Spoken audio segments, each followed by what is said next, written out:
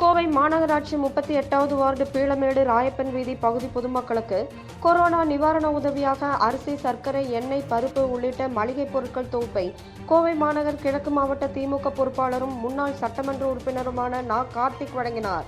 இந்நிகழ்வில் பகுதி பொறுப்பாளர் பாலசுப்ரமணியம், 38வது வட்டக்கழக பொறுப்பாளர் மாடசாமி, துரைசாமி, அக்பர் அலி, மகேஷ் கண்ணன், நாகராஜ், சங்கர், அம்சராஜ், போதராஜ், வெங்கடேஷ் மற்றும் கழக நிர்வாகிகள் உடனிருந்தனர். கோவை மாநகராட்சி 40வது வார்டு ஆவரம்பாளையம் பகுதி பொதுமக்களுக்கு கொரோனா நிவாரண உதவியாக அரிசி, சர்க்கரை, எண்ணெய், பருப்பு உள்ளிட்ட மளிகை பொருட்கள் தொகுப்பை கோவை மாநகர் கிழக்கு மாவட்ட திமுக பொறுப்பாளரும் முன்னாள் சட்டமன்ற உறுப்பினருமான கார்த்திக் வழங்கினார். இந்நிகழ்வில் பகுதி பொறுப்பாளர்கள், வார்டு பொறுப்பாளர்கள் உடனிருந்தனர்.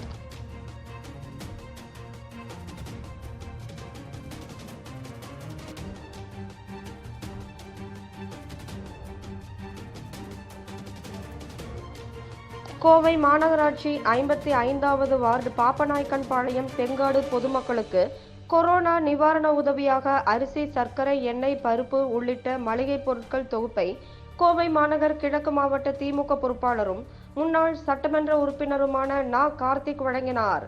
இந்நிகழ்வில் பகுதி பொறுப்பாளர் நாகராஜ், 55வது வார்டு பொறுப்பாளர் SJ தாஸ், மாவட்ட பொறுப்புக்குழு உறுப்பினர் வழக்கறிஞர் எலிசபெத் ராணி மற்றும் திமுக நிர்வாக கோவை மாநகராட்சி 64வது வார்டு பொதுமக்களுக்கு கொரோனா நிவாரண உதவியாக அரிசி, சர்க்கரை, எண்ணெய், பருப்பு உள்ளிட்ட மளிகை பொருட்கள் தொகுப்பை கோவை மாநகர் கிழக்கு மாவட்ட திமுக பொறுப்பாளரும் முன்னாள் சட்டமன்ற உறுப்பினருமான கார்த்திக் வழங்கினார்.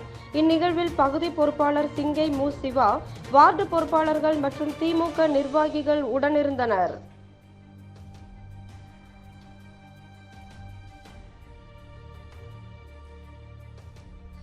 கோவை மாநகராட்சி 56வது வார்டுக்குட்பட்ட கருணாநிதி நகர் பகுதி பொதுமக்களுக்கு கொரோனா நிவாரண உதவியாக அரிசி, சர்க்கரை, எண்ணெய், பருப்பு உள்ளிட்ட மளிகை பொருட்கள் அடங்கிய தொகுப்பை கோவை மாநகர் கிழக்கு மாவட்ட திமுக பொறுப்பாளரும் முன்னாள் சட்டமன்ற உறுப்பினருமான கார்த்திக் வழங்கினார். பகுதி பொறுப்பாளர் பாலசுப்ரமணியம், வார்டு பொறுப்பாளர்கள் தகடூர் செல்வம் மற்றும் திமுக நிர்வாகிகள், பொதுமக்கள் கலந்து கொண்டனர்.